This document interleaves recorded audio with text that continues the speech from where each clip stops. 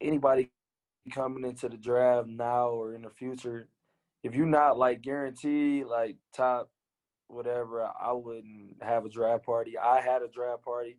It's probably the Mhm. biggest mistake of my life.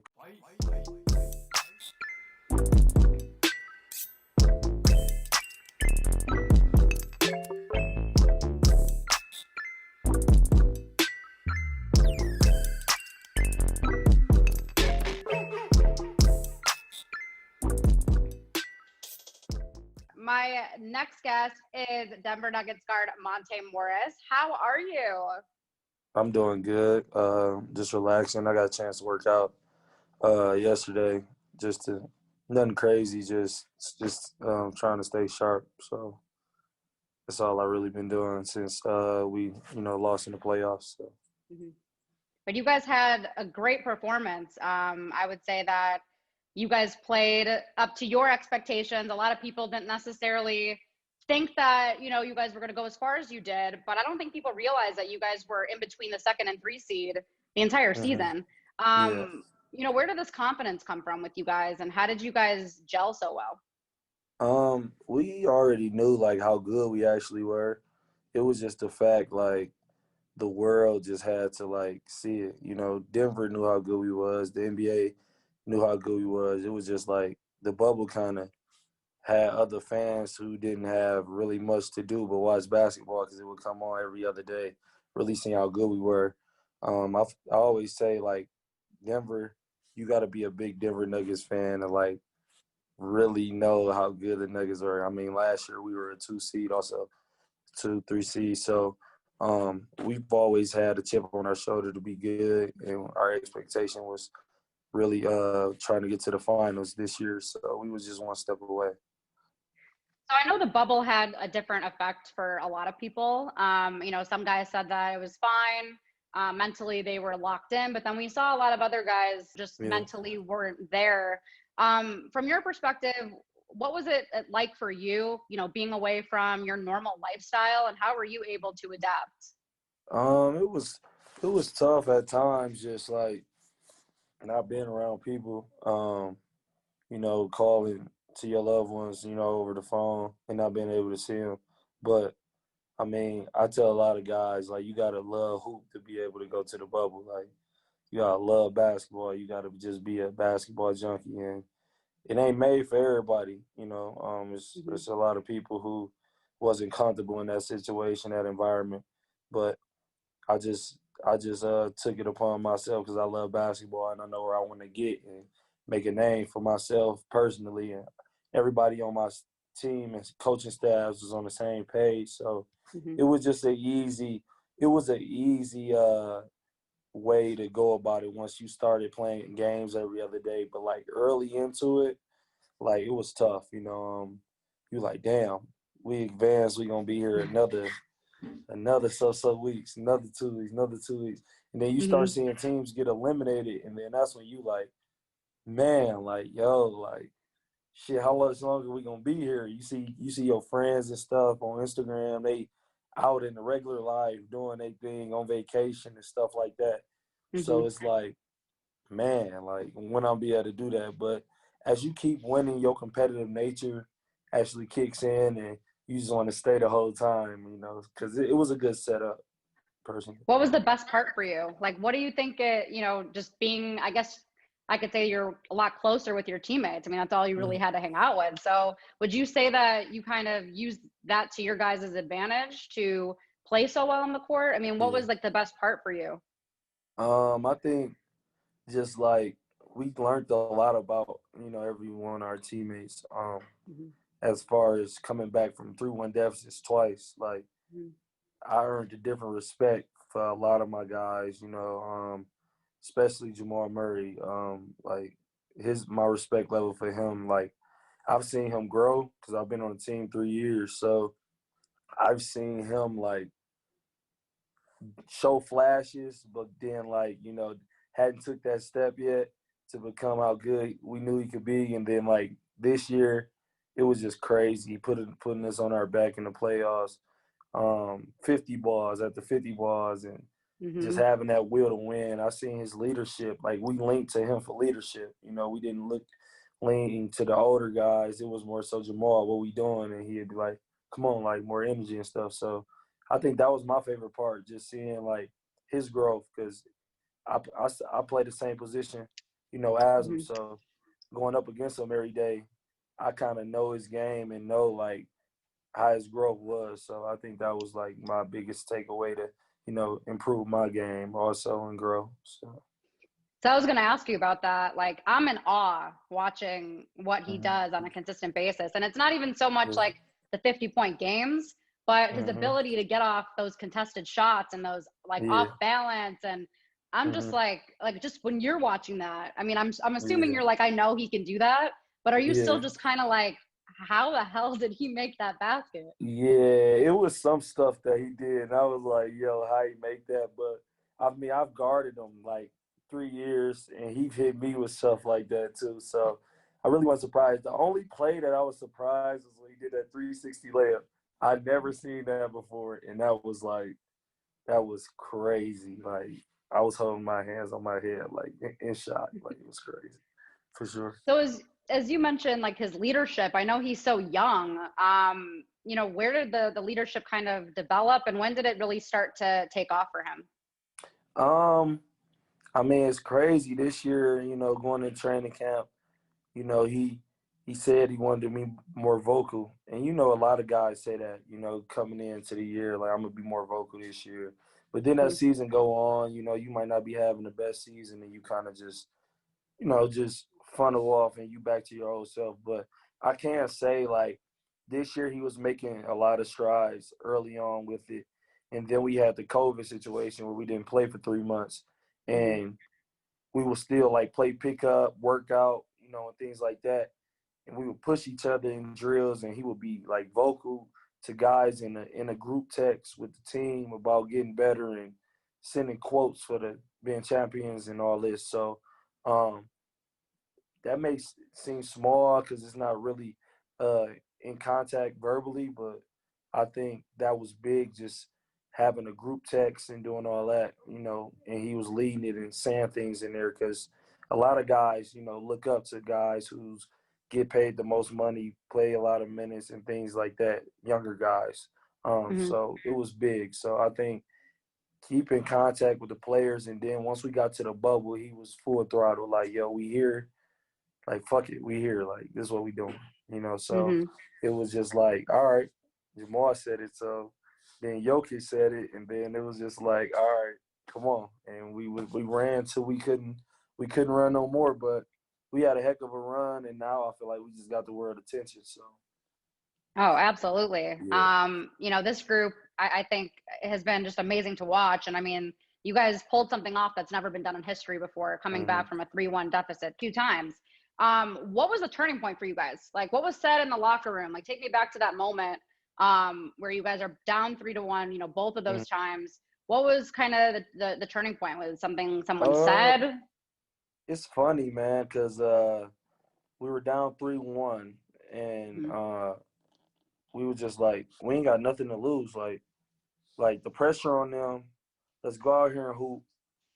Like just play freely. If we lose, we going home. But if we win, we know we can beat anybody in the game 7 type deal. So it was just like, let's go. 3-1. We go out there, we hoop loose. Our game's always been easier once we play freely. Like once we get uptight, that's when we kind of be hesitant. But coach was like, go out there, have fun. He said Mm-hmm. that. He gave us all the confidence, free range. Boom. Now it's 3-2. Then once we knew game 6 would be our toughest game. Because once we won that one, we like, oh shit. Pressure on them now. It's 3-3. They gotta finish us. Like we got no Mm-hmm. pressure. You got Charles Barkley and everybody counting us out. The whole world goes Mm-hmm. counting us out. Like we lose. We were supposed to lose in their eyes. So we didn't have Yeah. no pressure doing it. It was just like, let's go. Boom. And we felt we could beat anybody in the NBA in a one game elimination. So it was just like we just got to get there. You get what I'm saying? Yeah. That was No, absolutely. yeah. And I thought, something interesting, that you mentioned is moving, more freely, letting the game kind of come to you. Mm-hmm.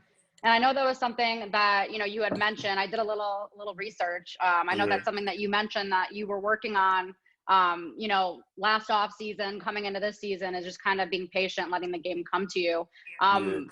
With your progress, how do you slow the game down? Like, how do you go about improving in that aspect of the game? Personally, I just like watch a lot of film. This season, I had a better playoffs than I did the previous year, and Mm-hmm. I think it was me maturing mentally, not letting one play fall into my next play, but also um, getting a lot stronger, being able to finish around the rim and working on my jump shot and having confidence to shoot the sixth one if I miss five in a row. I think that was big for me. But going forward, next year I've been practicing already, just trying to draw more fouls. Like how Lou Will lives at the line. Watching film, I got a great trainer.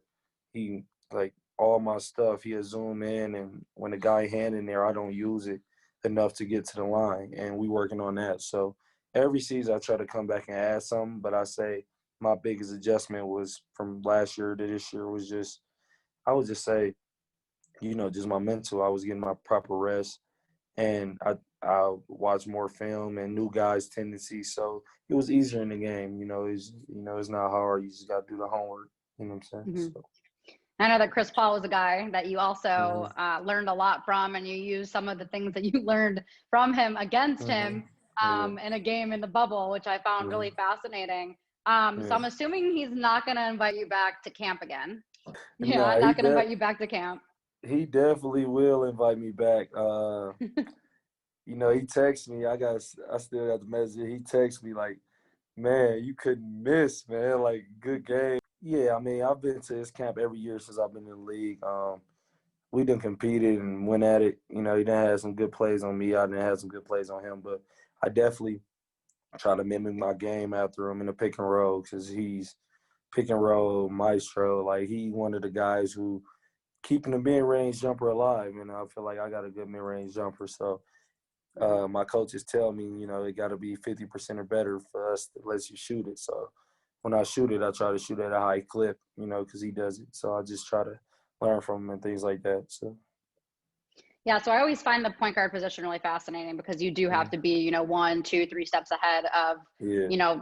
the team you're playing against, basically. So how do Mm-hmm. you go about developing that? I mean, is it just a lot of game film? Is it more of just, trusting your instincts sort of thing? Like I always find it Um, interesting.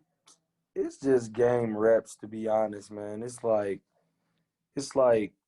the game slowed down even slower for me this year than last year, and I played in about 110. So you never get to that point where it's the same speed.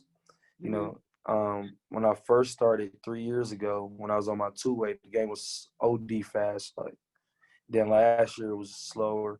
Without this year, I can make reads way better. It's just I think it just come with playing. And you're two way. So I know that, you were going in between the G League, and I don't think people really understand like how difficult it is playing in the G League. Yeah. What did it do for you both mentally and physically? Um. Honestly, like I said, like that league ain't made for everybody. Like, you got to be hungry in that league. It's a lot of guys that don't survive and just go straight overseas after, what I'm saying, the first month. You just got to be hungry. I knew I could play at that level. Like, I would show flashes in practice when I get caught up, and I just never played. I had Emmanuel Mudiay in front of me, Jamal, and Jameer Nelson. So, they waived Jameer and then traded Emmanuel and brought in Devin Harris. So I was like at the bottom of the totem pole again. But I Mm-hmm. just kept grinding and I was killing the G League. And I'm like, shit, whether they keep me or not, somebody else gonna pick me up. That was my mindset. Like, Mm-hmm. you're not just auditioning for the Nuggets. Because at the time, I was like, man, is this the right situation? Like, my agent, my mom, we didn't really know. And I was like, yo, if it's meant to be, it's going to work out. You know what I'm saying? So Mm-hmm. doors started opening up for me. God gave me opportunity to go to Summer League without a contract, basically, because my two-way year was up. And I killed Summer League, and they signed me like a week and a half later. And Mm-hmm. then it was just like, all right, boom. And then we signed Isaiah Thomas, who a great mentor to me, great friend now. But knowing IT and knowing how the league worked, I didn't have no resume. You know what I'm saying? They just signed me. I was fresh, no NBA experience, coming off a Mhm. two-way. So I'm like, damn, I'm third point guard again. Like, you know what I'm saying? So I just went in training camp. IT wasn't healthy. So I had my opportunity and I just ran with it. I'm like, yo, Mhm. they didn't messed up giving me this chance. Cause I'm like, I'm tired of dressing up in suits, like not playing. Mhm. So that's just, I'm like, yo, I gotta get it. Like, you know what I'm saying? I got a family and things like that. So that was my whole mindset. But the G League definitely helped me. Shout out to RGV, you know what I'm saying, in Houston, for taking me in, because Denver don't even got a G League team, and they let me come there and start and rock. You know what I'm saying? So Mhm. it's cool. Shout out to Coach Braz, man. That's my guy. Brazzi? Yeah, Matt that's my Brazzi? guy. Yeah, yeah, yeah. So I Yeah, went yeah, to U of A, so I mm-hmm. know him through U of A, and then also his Yeah, assistant, Joseph Blair. Was he the assistant at the time? yeah. JB. Okay. Yeah, yeah, Yeah, JB. So I've known both of them for a while. So that's so yeah, funny. for Um, sure. Yeah, so I want to know more about Monte the person, and less yeah, about the player. That's kind of what I yeah. do. Is I like to get to know people, who they are as people, and not what they Mm-hmm. do. So I know you grew up in Flint, Michigan. Yeah. How was your childhood? What was it like? Um, it was real. Like I'm the only child, so I mean, I had all best, like four best friends who probably stay like 15 minutes away from me, but we always link up, spend night at each other's houses, and just hoop. We was on the same AAU team, so my childhood was really just all basketball. It was just me and my mom. You know what I'm saying? She was working a lot, so she just, I would be with my grandma and my, granddad a lot too. But I mean, I was just hooping all day, like just doing what I had to do, and that's all I really did. I played football, and I played football because of my boys. You know what I'm saying? But I wasn't bad at it. But basketball was more so my thing. So When was that turning point for you, where you knew like I might have what it takes to make it to the NBA one day? um, I always used to like pretend like I was in the league in my room. So when I was young, playing in like the basketball room with the door up there or whatever. But my turning point, I would say, on my sophomore year in college. Like I dreamed about going to the NBA, you know what I'm saying? But when I first got to college my freshman year, like I was a lot smaller than guys. Game was OD crazy fast. And I couldn't do the same stuff I was doing in high school.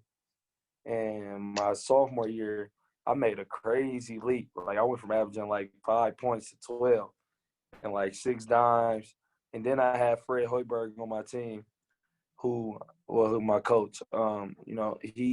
He was a former, NBA player, so he knew what it took, and he knew talent who could make it. You know what I'm saying? And who couldn't. And I was fortunate enough to play with George Niang and Dua Hmm. Nader, DeAndre Kane, Matt Thomas, Nash, all them guys who in the NBA now. So I was surrounded by people who work at it. So I think my sophomore year I hit 2 game winners, and my stock started building, and people was like, they started calling me. They went from Monte to Big Game Tay, and I kind of ran with that. And then Hmm. ESPN started calling me that, and I started getting buzzed. They like, you the number one point guard in college basketball.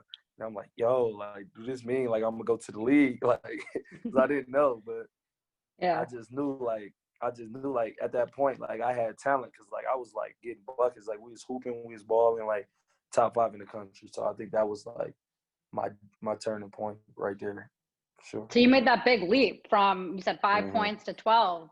Yeah. What was the transition for you? Like what was the change? I just had, so like my freshman year, I was backing up DeAndre Kane. He's 6'5", 220 pounds. He was 24 years old. I was 18. I was like 150 pounds with my height now. You know what I'm saying? I was supposed to red shirt, but one of the point guards got into some trouble on campus, and I was able to step in. Like, you know what I'm saying? So Hmm. he bullied me all year, bro. Like, just toughened me up. Like he made me ready. Once he said his job wasn't done if he didn't leave, and I was ready to just step in. So he was Hmm. killing me every day. Like, and I would call my mom like, "Yo, like this shit hard. Like, being in high school, you the man. You usually giving out the ass whoopings, not taking it. So Yeah. I was 18. I was a young boy, and it was just like, man, like, yo, I got so much more I got to get better at. Hmm. And then sophomore year, once I seen him graduate, I'm like, yo, I found my swagger. I grew my hair. I had my mohawk like Odell Beckham. You know what I'm saying? And I just was like, I just felt like that dude. Like, I'm like, yo, this my shit. Like, and everybody kind of gave me that energy, so it was easy to embrace. You know what I'm saying? Hmm. I ain't had no upperclassmen ahead of me. It was just like me. Like, you got the keys to the team. Let's go. And then that's when I was just like, all right, now I'm about to get back to my old ways, my old bag. You know what I'm saying? So that's what it was. So you eventually did get drafted. Second round, Yeah, 51st pick, I believe. yeah, Um, yeah. Take me back to that moment. What was that like for you to finally hear your name called, after all those years of putting in the hard work and knowing like I finally made it? It was crazy, man. Honestly, anybody coming into the draft now or in the future, if you're not like guaranteed like top whatever, I wouldn't have a draft party. I had a draft party. It's probably the Mhm. biggest mistake of my life because you got people who know how good you is, and they literally looking like this guy can win before you, this guy went before you, and it's like all night. Like the draft started at 7. I didn't get picked at 10:51, 10:52, some shit like that. So I'm in there all day, music playing, people drinking, they tapping you, man. When you going? Who you going to? And honestly, it was teams that called me. Atlanta called me at like 40 and was like, "Yo, we'll take you right now at 40, but we'll draft and stash you." And we like, "Fuck no, I'm not going overseas." Philly called me, said the same thing. Uh, Another team called. It was New. I was gonna end up going to New Orleans if I turned down Denver, and it got Okay. to a point where it was like, yo, I waited my whole life to get drafted. Like, how do I like not get drafted with the resume I have from college? Hmm. Like, and then Denver called, and this is the first year they would start doing two-way contracts, and they was like, look, they expanded the roster to 17 instead of 15. Um, we're not gonna guarantee we'll give him the two-way. We'll draft him right now, but the two-way is out there. We just want to draft him, have him come in, take a look at him, play. He plays summer league, and then we go from there. Um, so thing about that was I only took that deal because I was like, yo, I got a packed house. Like, I can't I can't be embarrassed like this. So like I really took it out the good of my decision because I had a draft party. If I didn't have a draft party, I feel like it would have been easy. I probably would have went undrafted, and then I would have picked my own destiny. You know what I'm saying? Hmm. So Wow. so yeah, so that's how that night went. It was like real crazy, and I got picked. Whole room went crazy, and they was like, "Yeah, just so you know, we flying you in at 6 a.m. to Denver." And I had to work out at 8, and they was like, "Yeah, he behind 3 point guards." And I'm like, shit, like, and then it got to a point I got on the mic and I told my mom, like, I told my whole fam, like everybody that was there, I was just like, all these guys who was picked in front of me, in 2 years, like, they're gonna redraft our class and I'm gonna be like top 10, top 15. And they did that like probably last year. And Hmm. guys who got drafted in front of me, I moved up. I was like top 12 pick in the draft in the redraft. But I don't regret the decision at all because it panned out right. But Hmm. if it didn't, I would have been mad at myself for just accepting it because I didn't want to be an embarrassment. You know what I'm saying? So that's how Yeah, that no, night was. that's so interesting, like the backstory, because I Yeah, didn't even know that things really go down like that behind the scenes. We kind of yeah, just see it as it is, but I didn't know yeah, that you're kind of like telling teams like, nah, like, go yeah. with Because someone else type thing. teams will call you with some bullshit, like some real Ah. life. Yeah, they're like unless you like, you know what I'm saying. Some because it's some guys who should have went first round and they slip and then they guarantee him a contract in the second round. But there's some guys who they just need to draft somebody to try to get off or things like that. It's just how it works. But me being around now, I kind of understand it. You know what I'm saying? And I Mhm. get it.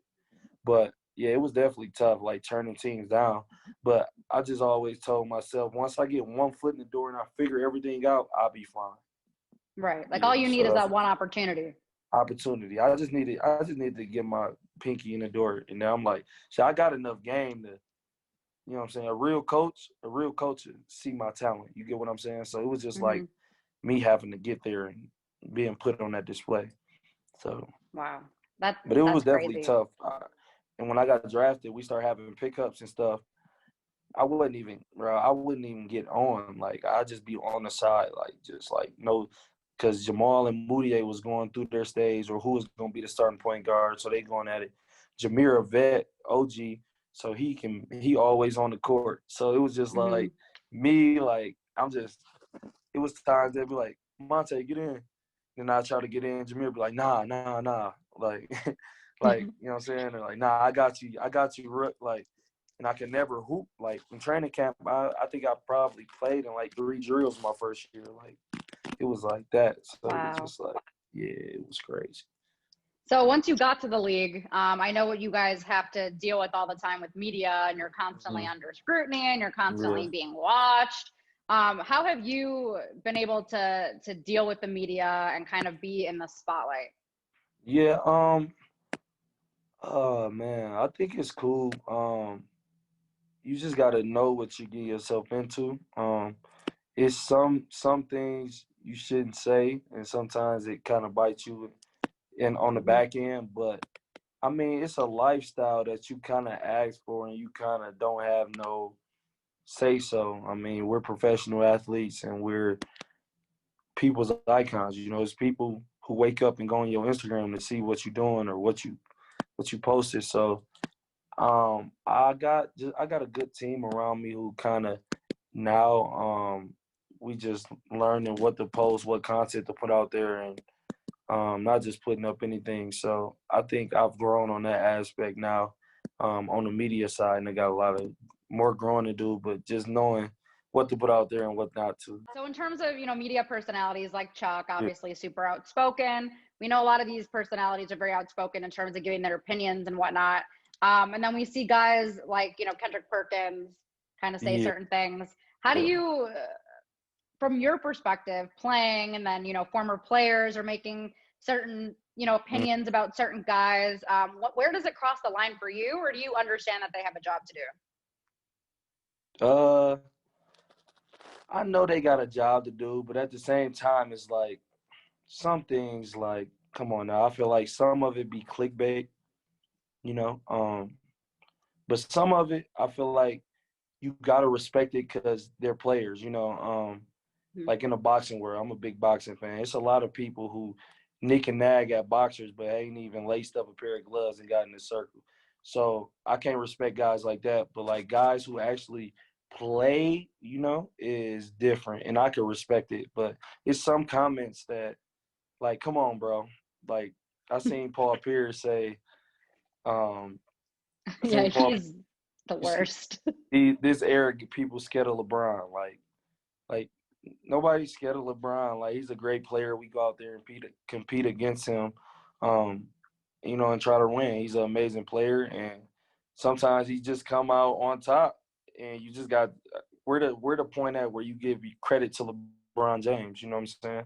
And you're Yeah. not just saying the air scared of him. Like how are we scared of him? Like, but yeah, like stuff like that I can't respect because LeBron is a hell of a player. And just take your hat off to him, man. Like he's still playing. You're 17 at a very high level, and a lot of people can't Mhm. do that, you know. So 35 years old, and he's just plowing through guys, throwing them exactly, left. I'm just like, I don't even know how he does it. exactly. What NBA player had the most influence on you? Mm, that's a good question. I would say I would say LeBron because his mom and my mom, how they were, as far as like relationships together, I felt like my mom relationship with me was kind of the same how Brown's was. Watching um his movie in high school more than the game, like Hmm. just seeing what she sacrificed for him to go to camps and things like that. That was the same thing my mom did. You know, it was just I don't know my father personally, so Mm-hmm. he didn't know his father. You know, don't know who his father is. So it was just like I had a bomb. So that kind of just showed me like you can make it. You know, you don't need that father figure. You know, if your mom can do both, and she was able to Mm-hmm. do both. So that was my biggest, I say, motivation and inspiration. What motivated me the most was definitely LeBron because I feel like our stories related. You know, so No, I love that. And for you, if there's a former NBA player that you wish you could have played with, who yeah. is that guy? Former. I would want to play with man, Kobe for sure. Mm-hmm. Just cause uh I just see how he carried himself. Like with Kobe, it was like it's kill or be killed mentality. And once you're around that, I feel like it just brushes off on you, and it's just and you can get it. You get why he great, and I like being around greatness. You know, I'm a good Mm-hmm. friend. You know, Floyd Mayweather, and he the same way. He train his tail off, Mm-hmm. and it's either me or you. I don't care what people think, but you know, it's only greats like that. So like him, Cole, MJ, they all had that same mentality, and I wish I was able to, you know, just experience to be in the locker room with a guy like that, just seeing how he prepared for games, how he watched film, Mm-hmm. how many hours, you know, he put in with his craft. So I definitely wish I could have, you know, had a chance to, you know, play with Kobe Bryant. Do you ever get a chance to meet him? Yeah, I actually met him. Crazy story. We last year, um I usually go use the bathroom before the tip off. So at the warm up, I run back to the thing, and I'm running to the back. I'm running to the back. I hit the corner. I bump him. I like run into him because he was talking to Rob Palinka in the middle of the hallway. He was like, "Slow down, young fella," and he dapped me up like, "Have a good game." I went to go use it. I'm like, man, should I wash my hands, bro? Like Kobe just dapped me up. Like, this might be good luck. Crazy thing is, like, you can look that game up, bro. He was at the game. I had 20 points, 7 rebounds, bro, and in the Staples Center. And I'm like, yo, this is crazy. That was like my breakout game last year. And I was like, yo, like, this is insane. But yeah, it was just crazy how I met him, though. But yeah, it was crazy. That was my only That's the time meeting. magic. That's the Kobe magic Yeah, right there. I definitely looked at my hand. I might have just watched the left hand though. I ain't gonna lie. I wouldn't have blamed you. And just a couple more questions. I know you're busy. I don't want to take up too much of your time. For you, who is like one of the hardest guys in the league right now for you to defend? Uh, easily probably Kyrie Irving. Just because his dribble moves is, I mean, he got so much game. Like it ain't nothing you could really tendencies. Yeah, everybody got tendencies, but you don't know what Kyrie coming out that locker room like. He Mm-hmm. can hit you like you don't know if you're getting a Ricker Park Kyrie. You don't know what Kyrie you getting, but I would say him as far as dribble moves, but like guarding the guy just nonstop. Steph Curry, like he moves so Mm-hmm. good without the ball, and if you watch him, once he give it up, he never stop moving. And Mm-hmm. most guys, once they ain't got the ball, they just stop, you know. And coach always get on us about stop being easy to guard, you know, keep moving without the ball. And Steph does a great job at that. And he got guys like Draymond and all those guys that get paid a lot of money to get him open. And they make sure they Mm-hmm. get him open. So you really defending 2, 3 guys because he coming off 2 screens. And, you know, once he get it up, you can count it. So, yeah, those 2 guys I would say.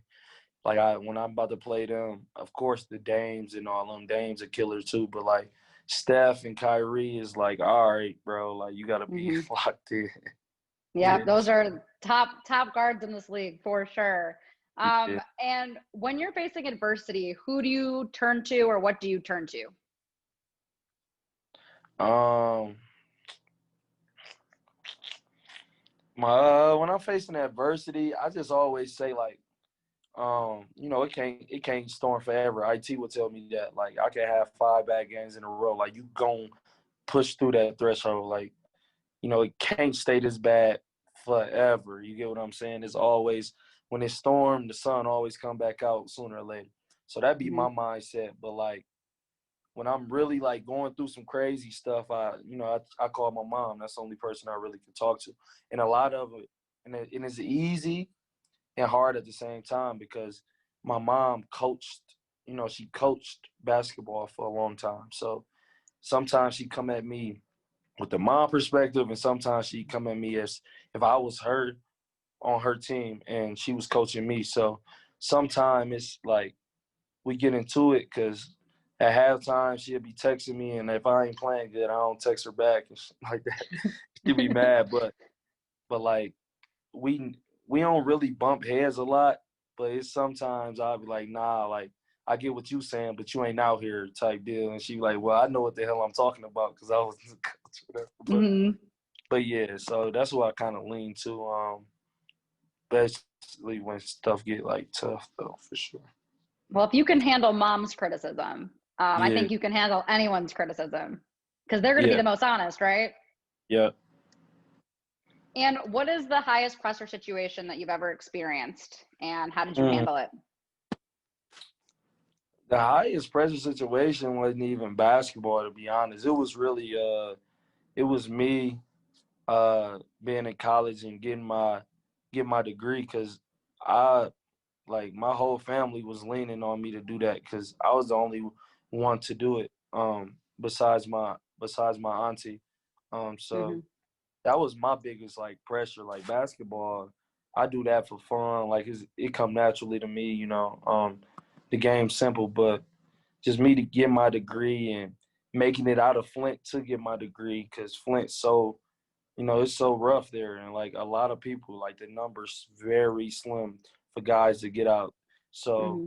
that was more pressure for me. So when I'm in basketball, I'm like, bro, I done made it out the hood. Like this ain't no pressure. Like my pressure was back in the day. So that's what I really, what I'm saying, really look at.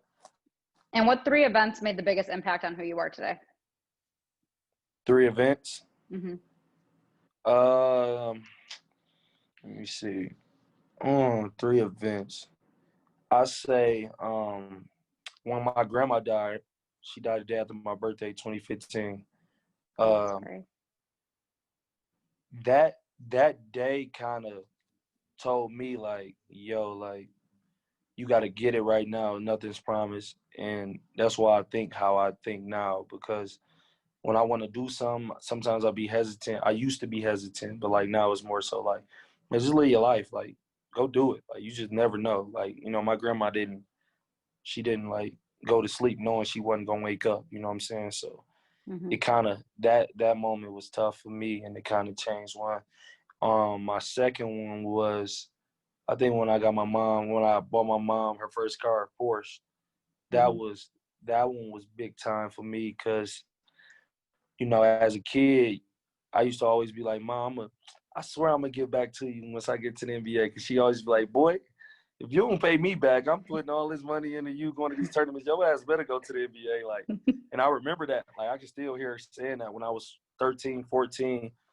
In a 2004 Impala with her. Like, you know what I'm saying? Like, yo, Mm-hmm. I got you. And then like, I was in a good position. Thank God, financially to buy her, a Porsche on Christmas Day.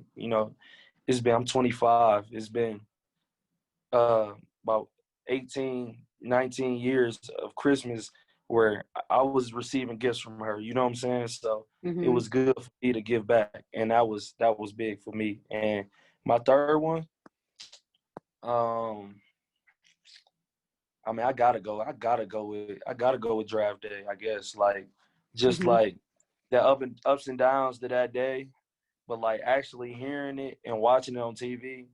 As a kid, you watch the draft and you like, damn, I want to be that. And then you hear him say with the 51st pick in the second round, different Mm-hmm. Nuggets select Monté Morris, and I still get chills watching it to this day. So it's just like, yo, like it's 450 players in this big world we in that's in the NBA. So it's definitely a Mm-hmm. blessing. So think that's my third one that kind of changed me today. Because in the NBA, once you get to the NBA, you have to change. You have to change because a lot of people can't go with you, Mm-hmm. and your mental got to change because you got to learn more. So I think that's my third one for sure. So I wanted to ask you then a follow up. So you just mentioned like you can't take everyone with you, which I Yeah, think a lot of guys, it's really hard for them to yeah. go from being so young to all of a sudden like you're an adult, you're in the NBA, you're playing against the big guys now. Um, what was it like for you to like mature so fast? What did it take? Who did you turn to? How did you have to develop that mindset so quickly? Honestly, the 4 years of college helped me because like a lot of people leave after 1 year. I stayed 4, so I kind of matured on that end. But like once I got to the league, it was a lot of stuff I wasn't understanding. But like Darrell Arthur would help me with things and give me the rundown on things. Like, don't trip, bro. Like this is why this going on. And then I would ride to the airport with Gary Harris when I was on 2-way. And we just be in the car. I'm like, man, bro, like I just want a meal. Like, I just want a new contract, bro. Like, I be working my ass off, bro. He used to be like, bro, trust me, bro. It's coming. Like, keep working. And I never saw the vision. You know what I'm saying? Like, I Mm-hmm. always, like, used to be like, bro, I ain't good enough, bro. I was just hooping today. Like, bro, they ain't – he like, bro, Mm-hmm. trust me. And I just always remember that, like, them rides because, like, he told me, like, where I'm at today, I was going to be there. But, like, I kind of leaned on him because he was already year 5 in, so it was just like, yo, he knows. But at the same time, you still got that thought in your head, like, man, hell no, like this shit ain't never gonna happen, bro. Like, but I leaned on them guys and it definitely matured me and helped me like right away because I'm like, all right, whether y'all lying or not, y'all been through it. So I'm gonna just run with the y'all word and just keep working and just keep my head up and just keep going. A lot of people don't know too. I'm mad on it. When I was on 2-way, I would get caught up, and I stayed in a small apartment in Union, like downtown. And I would have to pack up I packed up my entire closet every time I would go back and forth, just because I didn't know how long I would be up or down. Right. So I would have this big suitcase, and then I get to the G League in McAllen. They had a nice apartment for me. I had my suitcase. I take out what I need, set my suitcase down, and put the TV on the suitcase, watch TV. Like I was really getting it out the mud, like out the trenches. So it was like Wow. it's dope to look back on and like just see like. So I never want to go back to that. So that's why I'll be so hungry to like keep improving. But like yeah, it was a crazy first year. I can't lie. I can't imagine. Well, I've definitely seen. I Yeah, mean, the progress. Over the years, you're a yeah, lot for more, sure. way more. I mean, this playoffs, way more aggressive. Yeah, You're yeah, constantly when you're talking about moving without the ball. You're doing a lot of yeah, movement throughout the floor. Like I could definitely yeah. see the improvement as well. Who Hmm. is someone that you only met one time, but they had the biggest impact on you? Oh, at a one time. Oh, that's a good question. I got all the good I questions. honestly, yeah, that's a good question. Uh, I would say, um, Dick Vitale. He was a guy. I met him one time. I met him in Orlando. He was hosting the championship game. We played Gonzaga. It was the in Disney. It was in Disney actually, same arena. Um, I met him the night before our game. I was in the lobby with my mom. You know his voice. Uh, Morris. I got your game tomorrow. I got your game tomorrow. And I was like, yo, like this Dickie V, like, you know what I'm saying? Like diaper dandy, like, you know what I'm saying? And he told me that, he like, that you're special. I've been watching film on you all day to break you down tomorrow, on the TV, all this. It's like, man, I covered a lot of guys. Like, your IQ, your passing is like, it's really, really good. And he like, you keep working. Trust me, I'm gonna be watching you like play in the big leagues. And that was my only time meeting him. But like it was like a movie because like my back was turned. I'm talking to my mom, and he just Morris, and you're like, we in the lobby. I ain't know who the hell it was. It was Dickie V. I turned around to Dickie V. Like, so that was he had like an impact on me because he kind of let me know like I'm doing the right thing, like I'm on the right track. You know what I'm saying? So that's what Mm-hmm. it was. Like, and hearing that, and it takes for you to hear it from somebody like that. You know, so So I yeah, do appreciate your time. I know much you love, appreciate probably it. want to just relax, especially after being in the bubble. So I do appreciate you, and congratulations on your success and your team's success this far. And I know we'll see you back in the playoffs again next year. For sure, appreciate you, Ash.